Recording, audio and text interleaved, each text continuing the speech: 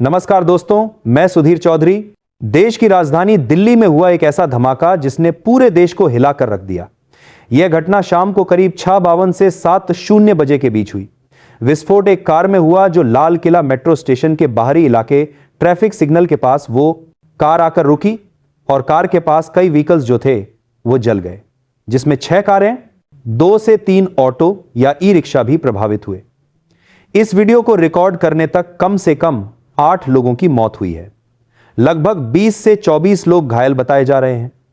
National investigation agency यानी NIA, national security guard NSG और स्थानीय पुलिस के फॉरेंसिक विभाग को मौके पर भेजा गया।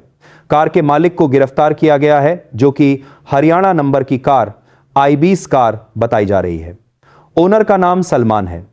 उसने कहा कि यह गाड़ी उसने आगे किसी को बेच दी थी और अब जिसको बेची थी उसका कनेक्शन कश्मीर से जुड़ा हुआ भी आ रहा है।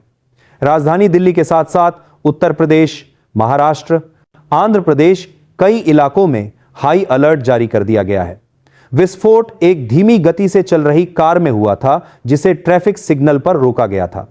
होम मिनिस्टर अमित शाह घटनास्थल पर पहुंचे थे और प्रधानमंत्री नरेंद्र मोदी ने भी शोक जताया और जांच की बात कही। लोगों से हम यही अपील करना चाहते हैं दोस्तों कि अफवाहों पर बिल्कुल भरोसा ना करें और कोई भी जानकारी यहां वहां शेयर ना करें। आधिकारिक यानी ऑफिशियल जानकारी आए उसी को सच माने। इस इंसिडेंट में कुछ लोगों को इंजरीज भी आई हैं और कुछ लोगों की डेथ भी हुई है। तुरंत जांच होकर नतीजा जो आएगा, जांच हम जनता के सामने रखेंगे।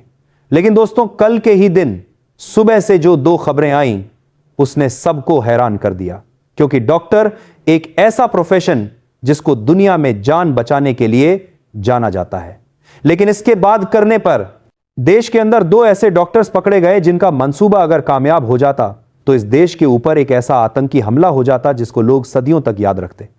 देश के अंदर इनमें से एक डॉक्टर ने एक ऐसा केमिकल बनाया जिसे छूने से भी इंसान मर सकता था। वहीं फरीदाबाद से एक ऐसे डॉक्टर को पकड़ा गया जिसके पास 350 किलो से ज्यादा विस्फोटक था। इसके अलावा टोटल 2900 किग्र एक्सप्लोसिव मिलने की भी बात सामने आई है। सोचिए, जिस जगह से यह एक्सप्लोसिव बरामद किए गए वहां से प्राइम मिनिस्टर का घर, राष्ट्रपति भवन और देश की संसद मात्र 30 से 35 मी की दूरी पर थी। और यह सब दिन भर चल ही रहा था कि शाम तक दिल्ली में ब्लास्ट की भी खबर आ गई। दोस्तों, गुजरात एटीएस ने 3 ऐसे आतंकवादियों को पकड़ा जिनका मंसूबा अगर कामयाब हो जाता तो देश में एक बहुत बड़ा हमला हो सकता था। यह हमला न सिर्फ लाखों लोगों की जान लेता बल्कि कितने ही परिवारों को बर्बाद कर देता। गुजरात एटीएस ने जिन 3 आतंकियों को हाल ही में पकड़ा है वह देश भर में बड़े आतंकवादी हमले की साजिश रच रहे थे और लोपास हथियार, जिंदा कारतूस और खतरनाक घातक केमिकल मैटर्स मिलने की भी पुष्टि हुई है। इन 3 आतंकियों का मकसद देश के अलग अलग हिस्सों जैसे दिल्ली, लखनऊ, अहमदाबाद सहित बाकी हिस्सों में बड़े आतंकी हमले करना था। एटीएस को इनके पास से कई पिस्तल, 30 जिंदा कारतूस और राइस सैन जहर बनाने के लिए इस्तेमाल होने वाला लगभग 4 लीटर कैस्टर ऑयल मिला। यह बोला जा रहा है कि ये लोग पाकिस्तान और अफगानिस्तान के हैंडलर्स के संपर्क में थे। अहमदाबाद, दिल्ली और लखनऊ के सेंसिटिव इलाकों में इन्होंने रेकी करके खुफिया जानकारी और फोटो खींच कर रखी थी। जांच में पता चला कि इनका मुख्य मकसद राइस सैन जैसा विषैला पदार्थ, जिसकी मदद से एक केमिकल आतंकी हमला करने का था। इन तीनों का नाम डॉ. अहमद मोइदुन सैयद, आजाद सुलेमान शेख और मोहम्मद सुहेल सलीम खान है। मोहद्दीन हैदराबाद तेलंगाना, सुलेमान शेख शामली उत्तर प्रदेश और सुहेल खान लखीमपुर खीरी उत्तर प्रदेश से था। जो अलग अलग टीमें बनाई गई थी उनमें से इस आरोपी को अडाल के पास जो टोल नाका है इस पर वॉच रखी गई, क्योंकि इसका मूवमेंट उस साइड में आ रहा था। वॉच के आधार पर एक आंध्र प्रदेश नंबर की एक गाड़ी वहां से गुजरती हुई मिली। उसको रोका गया, चेक किया गया, तो इसमें जो इन वाला एडेप्टेशन है सैयद अहमद मोइद्दीन, यह हमें मिल गया। सोर्सेज बता रहे हैं कि इन तीनों को अलग अलग काम सौंपे गए थे। मोहिद्दीन पेशे से एक डॉक्टर था जो चीन से MBBS पास आउट था। वही रायसेन बनाने की कोशिश कर रहा था।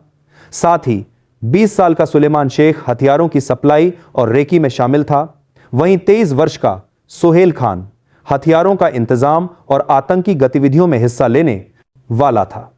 मोहिद्दीन सैयद इस साजिश का प्राइम सस्पेक्ट है, जिसने रायसेन जैसे खतरनाक केमिकल की जानकारी रखने के चलते यह हमला करने की कोशिश की थी। इनमें से 2 लोग पाकिस्तान से हथियार मंगाकर गुजरात पहुंचे और महत्वपूर्ण जगहों की रेकी की जांच में पता चला कि इनका मार्गदर्शन अफगानिस्तान के अबू खदीजा नामक हैंडलर के जरिए हो रहा था, जो इस्लामिक स्टेट खुरासन प्रोविंस यानी ISKP से जुड़ा है।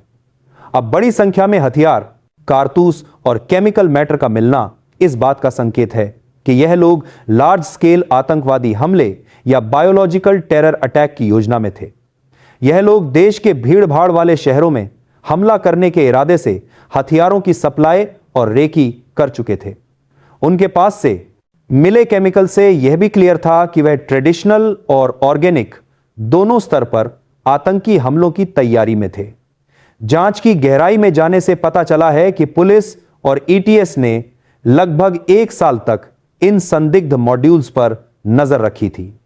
तीनों आतंकवादी लगातार हथियारों का सप्लाई नेटवर्क इस्टेब्लिश कर रहे थे, जिनकी जानकारी उनके मोबाइल फोन और मैसेजेस से मिली। आतंकवादियों ने अहमदाबाद, दिल्ली, लखनऊ समेत रिलीजियस और पॉलिटिकल सेंसिटिव जगहों की रेकी